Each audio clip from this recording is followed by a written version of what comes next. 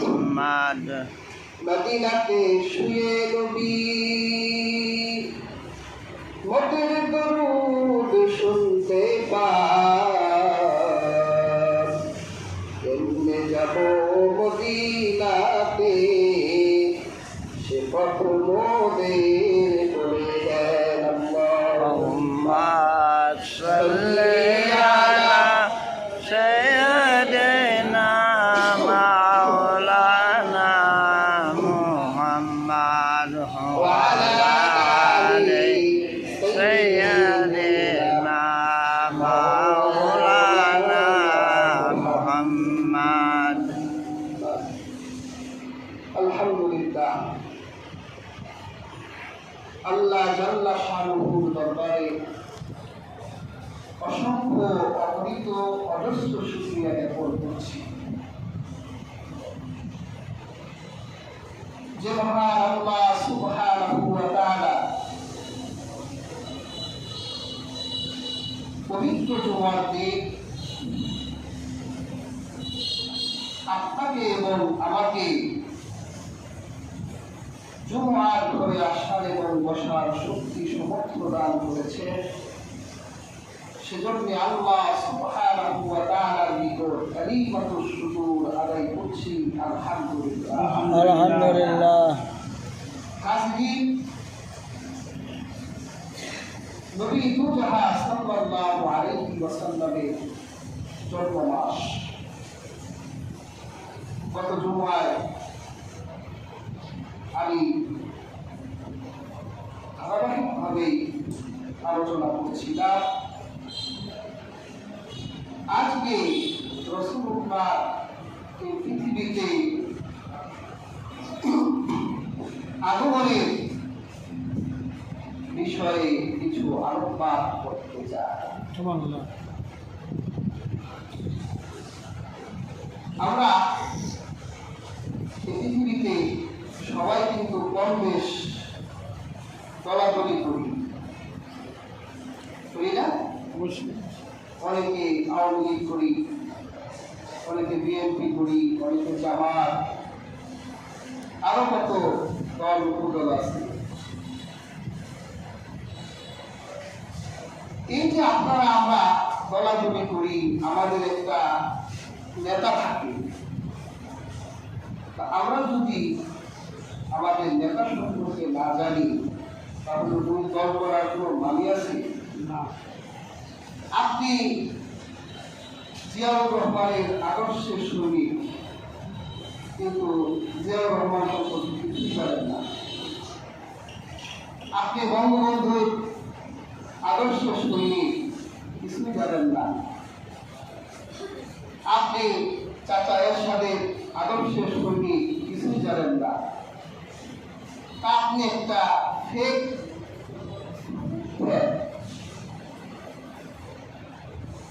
আপনার নবী হলেন মুহাম্মদ সাল্লাল্লাহু আলাইহি ওয়াসাল্লাম, তার উম্মত। আপনি তাকে জানেন না যে সে কি, সে কখনই দুনিয়ায় আসলে তাকে নিয়ে পৃথিবীর আয়োজন কি ছিল কিছুই জানেন না। তাহলে আপনার এই দাবিকে আমি একটি ব্যর্থ দাবি ছাড়া আর কিছুই বলতে পারি না। আজকে তো রাসূলুল্লাহর মিলাদকে আমরা উঠাই দিচ্ছি, অথচ সাহাবীদের মধ্যে রাসূলুল্লাহর মিলাদের আলোচনা হতো, রাসূলুল্লাহর জন্মের আলোচনা হতো। হযরত আব্বাসকে জিজ্ঞাসা করা হতো, তিনি রাসূলুল্লাহর জন্মের কথা বলতেন। কাজে আমরা ব্যর্থ উম্মত হতে চাই না, আমরা রাসূলুল্লাহ সম্পর্কে জানতে চাই, কারণ তিনি আমাদের দুনিয়ার নেতা, আখিরাতের নেতা। সুবহানাল্লাহ। তার সম্পর্কে জানতে হবে।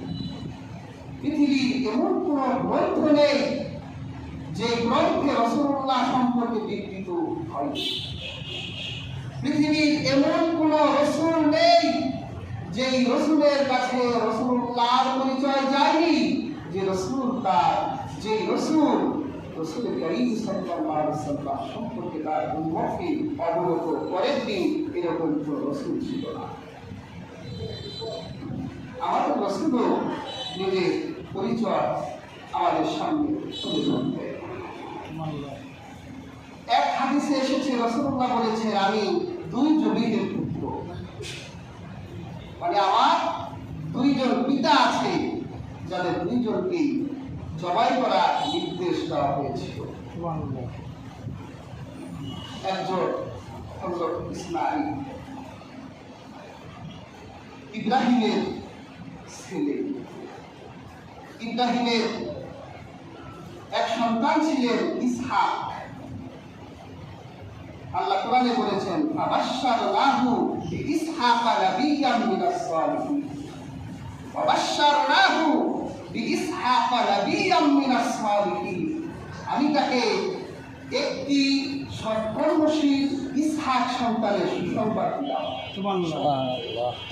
আর ইসমাইলের ব্যাপারে কি বলেছে?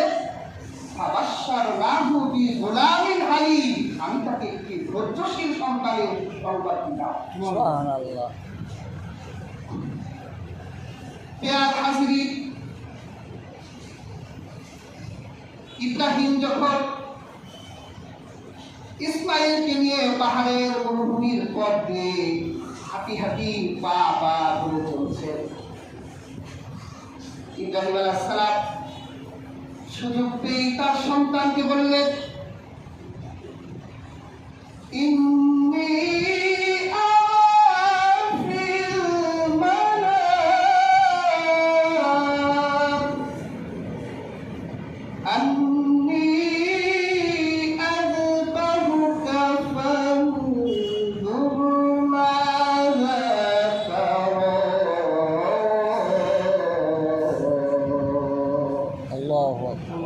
সন্তানকে বললেন, বাবা স্বপ্নে দেখলাম আমি তোমাকে জবাই করে দিচ্ছি, তোমার অপিনিয়ন কি, কমেন্ট কি বলো? তখন এই ধৈর্যশীল সন্তানটি তার বাবাকে বলেছিলেন, ইয়া আবাতি ফাআল মা তু'মার সাতাজিদুনি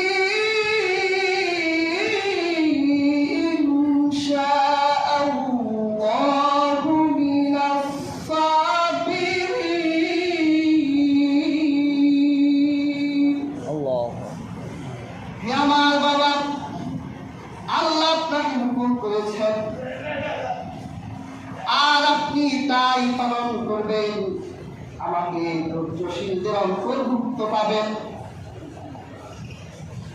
আল্লাহ পাক কিন্তু ইসমাইলের জবাই দেখতে চাননি। আল্লাহ ইব্রাহিমকে যেই হুকুম করেছেন, আল্লাহ দেখতে চাইলেন ইব্রাহিম তার কাছে সন্তানের মূল্য বেশি না আল্লাহর হুকুম বেশি। দুইটা মূল্যের ভিতরে আল্লাহর হুকুমকে মূল্যায়ন করে না সন্তানের জীবনকে মূল্যায়ন করে। আর আল্লাহ দেখতে চাইলে আমি যে ইসমাইলকে ধৈর্যশীল সন্তান বললাম, আমার হুকুমের মূল্য তার কাছে বেশি না নিজের জীবনের দাম তার কাছে বেশি। সুবহানাল্লাহ। فلما أسلما وتله للجبين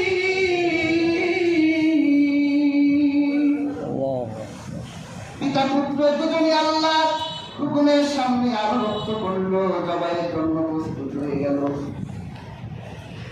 দুইজনে পাশ করলো।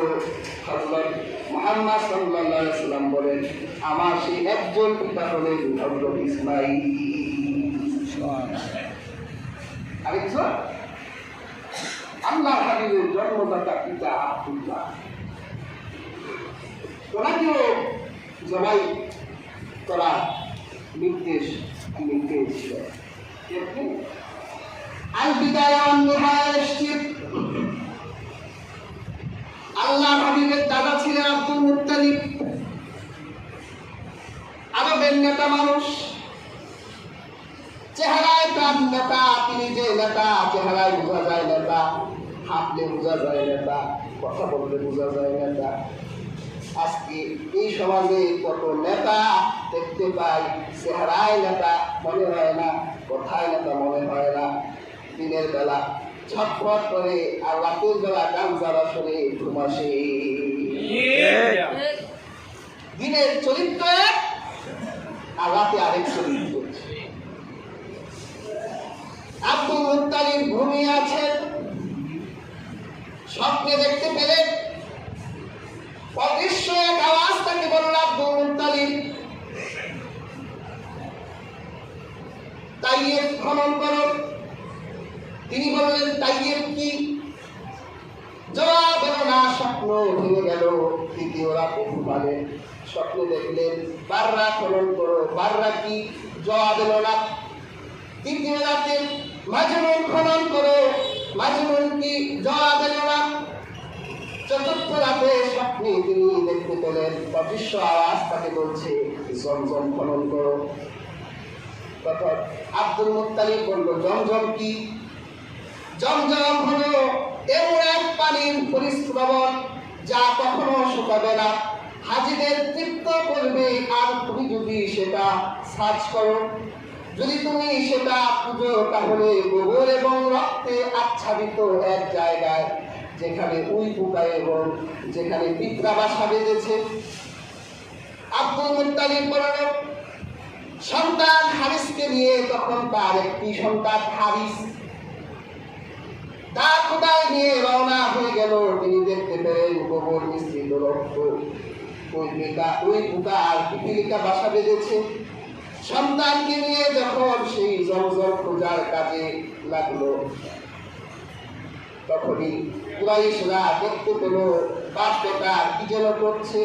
তারা দৌড়ে এলো, কি করতে চান? জমজম খুঁজবো, হাজিদের তৃপ্ত করবো। তখন ওই কুরাইশরা বলল, কখনো না, এত আজিমুসান কাজ আপনি একা করবেন, আমরা কুরাইশরা তা হতে দেব না। আব্দুল মুত্তালিব দেখলেন লাঠির জোরে আমার কম, একটা ছেলে শক্তি বেশি, পড়া তো অনেকগুলো, চলতে হলে একটু লাঠির জোরও লাগে। কাবার চত্বরে গেলেন,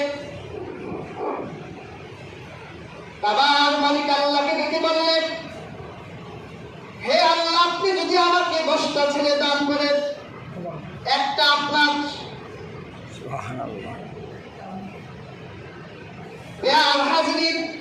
আব্দুল মুত্তালিবকে আল্লাহ পাক শুধু 10টি ছেলেই দিলেন না, 6টা মেয়ে দিলেন, 16টা সন্তানের বাবা বানাই দিলেন।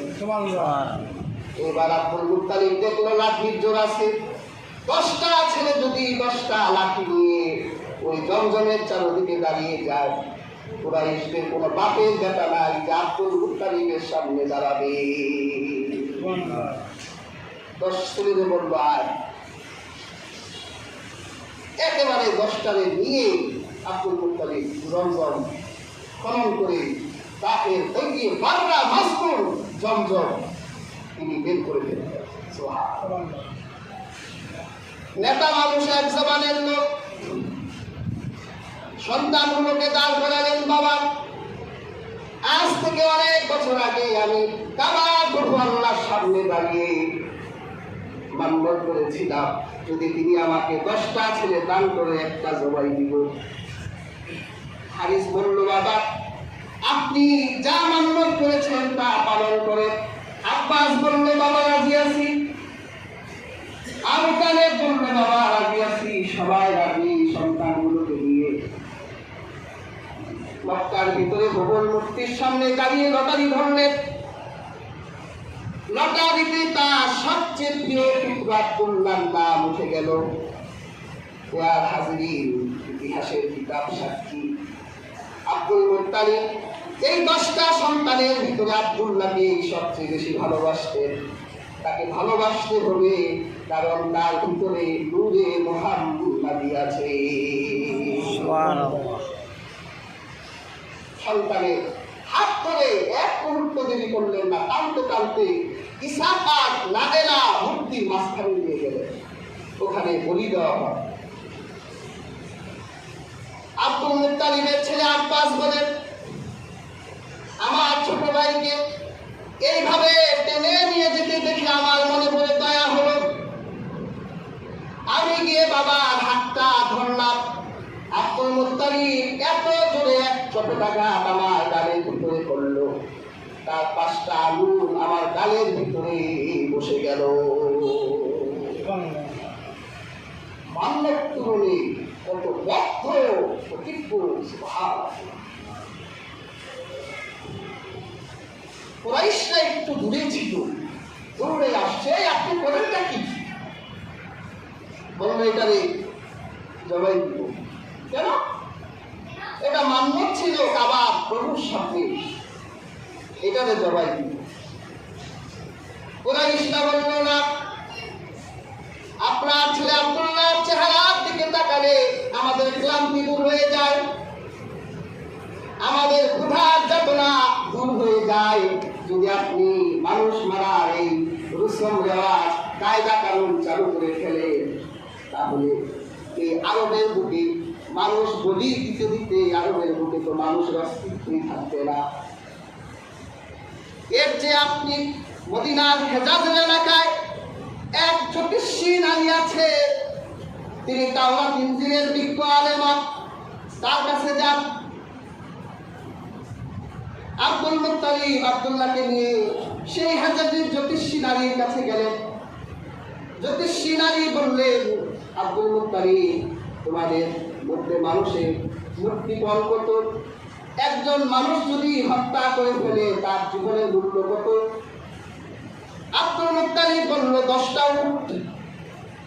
যাও তোমার সন্তানকে নিয়ে লটারি করো, যখনই তোমার সন্তানের নাম উঠবে না, উটের নাম উঠবে, তখন লটারি সমাপ্ত করবে। যে কয়টা উট উঠে ওই কয়টা উট তোমার সন্তানের বিনিময়ে জবাই করে দিবে। 10টা উট, 20টা উট, 100 উট, এবার উটের নাম উঠছে। হাজির, আমি চিন্তা করে দেখলাম 10 বার অপেক্ষা করতে হলো কেন? তাও চিন্তা করে দেখলাম, কারণ রাহমাতুল্লিল আলামিন, আমার বাপের জীবনের মূল্য 10টা উট, কিন্তু রাহমাতুল্লিল আলামিনের বাবার জীবনের মূল্য 100 উট। সুবহানাল্লাহ। রাহমাতুল্লিল আলামিন যেমন দামি, তার বাবাও তেমন দামি। ইয়ার হাজির, আব্দুল্লাহর পরিবর্তে 100 উট জবাই করা হলো। সেই জন্য রাসূলুল্লাহ বলেছেন, আমি 2 জবিহের পুত্র, মানে আমার 2 জন পিতা আছে, যাদের 2 জনকে জবাই করা হয়েছিল। ইয়ার হাজির, হযরত রাসূল কারীম সাল্লাল্লাহু আলাইহি ওয়াসাল্লামের দাদা চিন্তা করলেন, আব্দুল্লাহকে আর এইভাবে একা একা রাখা যায় না, বিয়ে দিতে হবে। নিজে যেই গোত্রে বিয়ে বসেছে, সন্তানকে সেই গোত্রে বিয়ে দিলেন। কারণ তিনি একবার শীতের মৌসুমে সিরিয়া সফরে গিয়েছিলেন। তিনি সিরিয়া যাওয়ার পর সেখানে এক বালক আব্দুল মুত্তালিবকে দেখে অবাক হয়ে গেলেন। এই যুবক দাঁড়াও, আমি কি তোমাকে একটু সার্চ করতে পারি? আব্দুল মুত্তালিব বলল, করেন, কিন্তু লজ্জা স্থান ছাড়া যা দেখতে মন চায় সব দেখতে পারেন। ওই গণক আব্দুল মুত্তালিবের হাত দেখলেন, শরীরের বিভিন্ন অঙ্গ প্রত্যঙ্গ দেখে বললেন, আমি তো তোমাকে দেখে অবাক হয়ে গেলাম, তোমার এক হাতে নবুয়ত আর এক হাতে রাজত্ব দেখতে পাচ্ছি। সুবহানাল্লাহ। যাও বনু যোহরা গোত্রে গিয়ে বসবে, ওই গোত্রের একটা কন্যাকে তোমার ঘরে আনবে। বনু যোহরায় বিয়ে করেছিলেন, চিন্তা করলেন আমার ছেলে আব্দুল্লাহকেও বনু যোহরায় বিয়ে করাবো। সন্তানকে নিয়ে বনু যোহরার দিকে রওনা হলে তার পরিচিত আব্দুল ওয়াহাব জহুরির একটা মেয়ে আছে, আমেনা নাম। মেয়েটা বড়ই বুদ্ধিমতী, বড়ই রূপবতী, গুণবতী। চিন্তা করলেন ওই মেয়েটা যে আমার আব্দুল্লাহ করবো। আবার চত্বর দিয়ে রওনা হয়েছে। আর হাজিরিন আল বিদায়া ওয়াল নিহায়া এসেছে, তখন কাবার চত্বরে উরাকা বিন নওফলের বোন বসেছিল। তার মনে একটা তামান্না ছিল, তিনি বিশ্ব নবীর মা হবে, সুবহানাল্লাহ। তিনি রাহমাতুল লিল আলামিনের মা হবে, আর তিনি রাহমাতুল লিল আলামিনের ছায়া আব্দুল্লাহ শরীরে দেখতে পেতেন। সুবহানাল্লাহ। আব্দুল্লাহকে জিজ্ঞেস করলো, কই যাও? আব্দুল্লাহ বলল, বিয়ে করবো। বলল, জোহরায় আমার আব্বা সেখানে নিয়ে যাচ্ছে। তখন ওই বিনতে মুরআল বলেছিলেন, তুমি আমার সাথে সঙ্গোপনে আসো, আমরা মিলিত হই। তোমার জীবনের মূল্য হিসেবে যে 100 উট তোমার বাবা কোরবান করেছিল, এই উটগুলো আমি তোমাকে হাদিয়া দিব। কিন্তু আব্দুল্লাহ বলেছিলেন, আম্মাল হারাম, তুমি আমাকে হারামের প্রস্তাব দিচ্ছ, আমি কখনো এই হারামে সাড়া দিব না। এটা ছিল উম্মে কিতাব। আরেকটা ইহুদি নারী, সেও কাবার চত্বরে থাকতো, তার নাম ছিল বিনতে মুরআল। সেও আব্দুল্লাহকে ডেকেছিল, কিন্তু আব্দুল্লাহ সাড়া দেয়নি। দেয়ার হাজরিন, বনু জোহরায় আমেনাকে বিয়ে করলেন। 3 দিন থাকলেন সেখানে। 3 দিন পর যখন আবার তিনি বাড়ির দিকে রওনা হলেন, কাবার চত্বরে তিনি সেই বিনতে মুরআলকে দেখতে পেলেন, দাঁড়িয়ে আছে। তখন আব্দুল্লাহ বলেছিলেন, গতবার যাওয়ার সময় তুমি আমাকে গোপন জায়গায়, নিরিবিলি জায়গায় আমাকে ইনভাইট করেছিলে, কিন্তু আমি তো সাড়া দেই নাই। আজকে তোমার পাশ দিয়ে হেঁটে যাচ্ছি, তুমি একটা বারের জন্য আমাকে ডাকলে না, চলো সঙ্গোপনে মিলিত হই, কারণটা কি? তখন সেই নারী বলেছিল, রে আব্দুল্লাহ, তুমি কি আমাকে চরিত্রহীনা নারী মনে করেছো নাকি? আমি তাওরাত ইনজিলের একজন আলেমা, মা হাওলাহু কাআদাইল বাদরি। আমি তো এই জন্যই তোমাকে ডেকেছিলাম, কারণ আমি তোমার চারিদিকে পূর্ণিমার একটা স্বচ্ছ নূরের আলো দেখতে পেতাম। সুবহানাল্লাহ। আজকে তোমার গায়ে আমি সেই পূর্ণিমার আলো দেখতে পাই না। কারণটা কি বলো? আমি তো বনু জোহরায় আমেনাকে বিয়ে করে ফেলেছি। আরে আমেনা তো বড়ই ধন্য, কারণ সে স্বচ্ছ নির্মল চাঁদের মালিক হয়ে গেল। সুবহানাল্লাহ। কাবারো পাশে আরব দেশে, কাবারো পাশে চন্দ্র দোলে। কবি বলেছেন, আরব দেশে কাবারো পাশে, আরব দেশে কাবারো পাশে, আমেনার কোলে চন্দ্র দোলে। ডালে ডালে পাখিরা গান ধরেছে, রাসূল এসেছে, হাবিব এসেছে, রাসূল এসেছে, হাবিব এসেছে। আকাশে তারাগুলি, পূর্ণিমা তারাগুলি ঝিলিমিলি ঝিলিমিলি জ্বলছে, রাসূল এসেছে, হাবিব এসেছে, রাসূল এসেছে। আর হাজিরিন, সেই পূর্ণিমার চাঁদের আলোটা আমেনা হয়ে গেল। সুবহানাল্লাহ। কত ভাগ্যবতী হলো আমেনা। বিয়ের 6 মাসের মাথায় আব্দুল্লাহ মারা গেলেন। আমেনা মুহাম্মদ সাল্লাল্লাহু আলাইহি সাল্লামকে তার রহিমেতে কতটা পরিবর্তন হলেন। তিনি যখন মুখের থুথু ফেলতেন, তখন মুখের থুথু থেকে মিশকের ঘ্রাণ বের হয়ে যেত। সুবহানাল্লাহ। রাস্তা দিয়ে হাঁটলে শরীর থেকে সুগন্ধি বের হতো।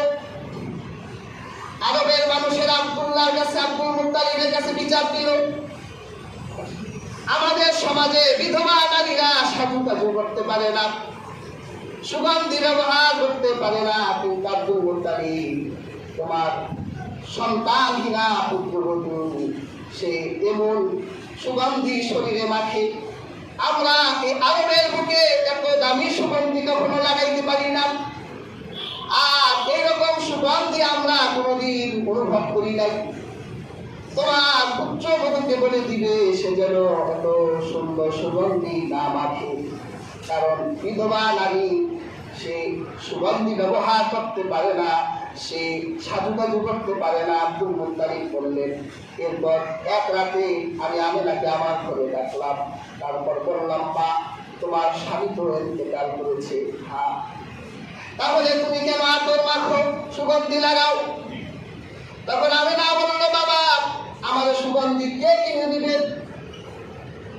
আমি তো সুগন্ধি মাখি না, তবে আমি এক রাতে স্বপ্ন দেখলাম, এরপর বিশ্ব আওয়াজ আমাকে দেখে বলছে, আমেনা তুমি তো বিশ্ব জাহানের সমস্ত মানুষের সাইয়্যিদকে তোমার পেটে ধারণ করেছো, তোমার পেটে রাহমাতুল লিল আলামিন আছে।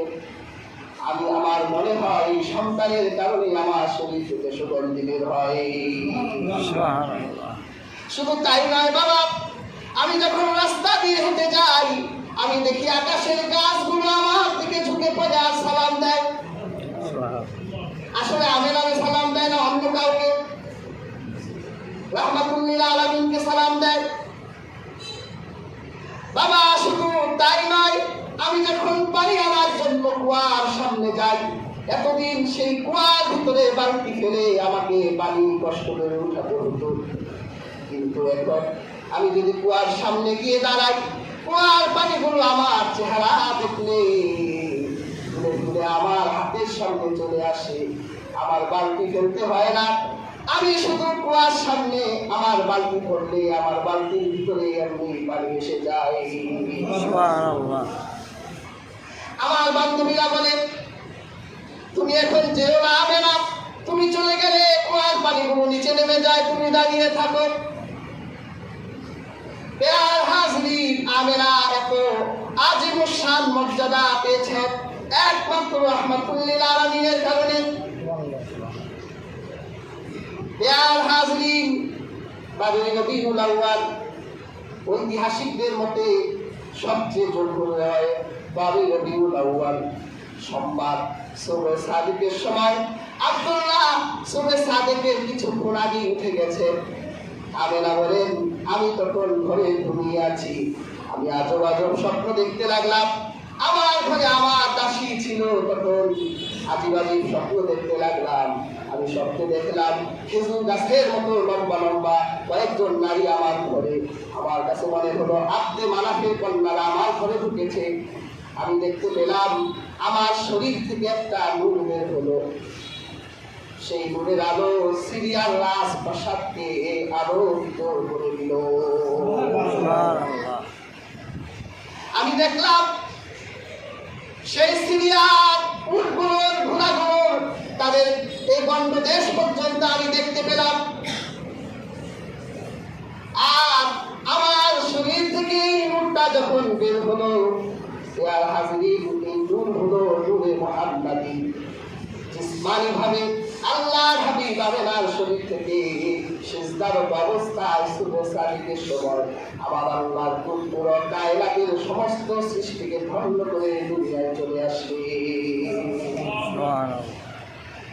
দেখ আমিনা মায়ের কোলে দোলে শিশু ইসলাম দোলে, কচি মুখে শাহাদাতের বাণী সে শোনায়।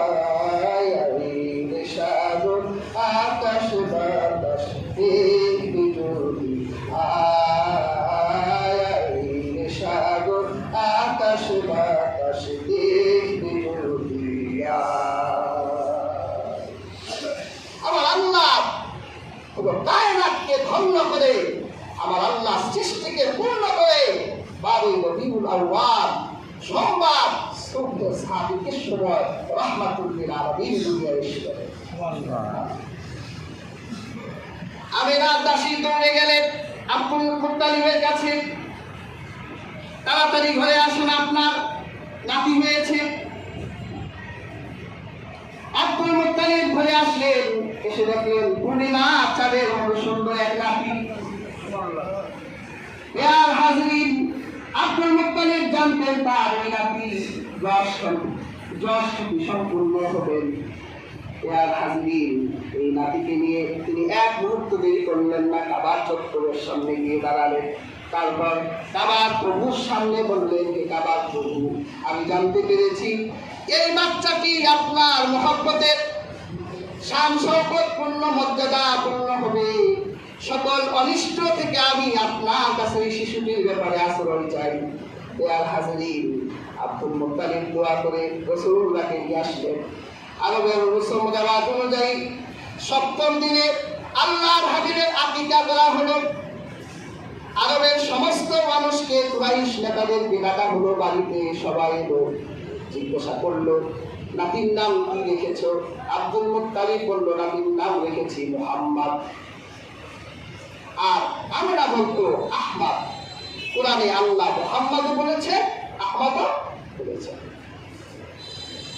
ওরা বললো, দেখো আমরা তো মুহাম্মদ নাম এই আরবে কোনোদিন শুনি নাই। মুহাম্মদ শব্দের অর্থ হলো যার প্রশংসা করা হয়। আমরা কি রাসূলুল্লাহর প্রশংসা করি না? নামাজে করি, আজানে করি, যেখানে আল্লাহর নাম সেখানে আমরা রাসূলুল্লাহর নাম বলি। আর আব্দুল মুত্তালিব বলল, আমি জানতে পেরেছি যে আমার এই নাতি যশ খ্যাতি সম্পন্ন হবে। আব্দুল মুত্তালিবের এই কথা বৃথা যায়নি। যতদূর পর্যন্ত রাসূলুল্লাহ রিসালাত আছে, তত দূর থেকে রাসূলুল্লাহ খ্যাতি মদিনার মুনাওয়ারায় পৌঁছে যায়। আর রাসূলুল্লাহর মা আহমদ বলে ডাকতেন। আহমদ অর্থ হচ্ছে যিনি অধিক প্রশংসা করেন। আমার আল্লাহর সবচেয়ে বেশি প্রশংসা আমার রাসূল করেছেন। সুবহানাল্লাহ।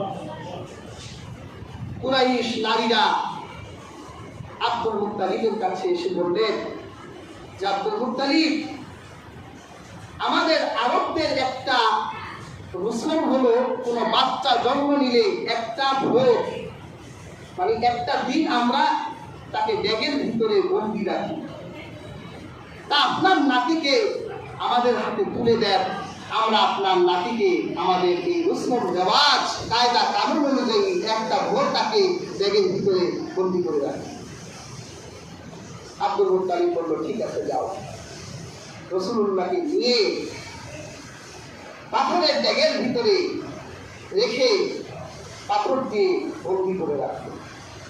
পরদিন ভোরের বেলা এসে দেখে পাথরের ব্যাগ ভেঙে চৌচির হয়ে গেছে। রাহমাতুল্লিল আলামিন আকাশের দিকে চেয়ে আছে। সুবহানাল্লাহ। তখন আব্দুল মুত্তালিব বলেছিলেন, হে কুরাইশ নারীরা, তোমরা যদি আমার নবী মুহাম্মদ রাসূলুল্লাহ যশ কীর্তি সম্মান ইজ্জত এই ব্যাগের ভিতরে বন্দী করতে চাও, তাহলে এটা ভুল। ব্যাগ ভেঙে গেছে, অর্থাৎ আমার নাতি রাহমাতুল্লিল আলামিনের সম্মান গোটা দুনিয়ায় ছড়ায় যায়। তোমাদের এরকম ভণ্ডামি রসম আমার নাতির সামনে চলবে না। ইয়ার হাজরিন, এই ভণ্ডামি রসম আরব সমাজেও ছিল, এখনো গোটা দুনিয়ায় আছে। তবে মনে রাখবে, আমরা ভণ্ডদেরকে বিশ্বাস করি না, আমরা ভণ্ডদেরকে ঘৃণা করি। কিন্তু যারা হক্কানি, রব্বানি, আল্লাহওয়ালা, পীর বুজুর্গ, ওলি আউলিয়াদেরকে ভণ্ডের তহমত দিতে চায়, আমরা তাদেরকেও বর্জন করি। আজকে দেখেন না, মাজার ভেঙে ফেলা হচ্ছে। মাজার অর্থ তো আমরা জানি না যে মাজার অর্থটা কি। এটা মাজার অর্থ জিয়ারতের স্থান।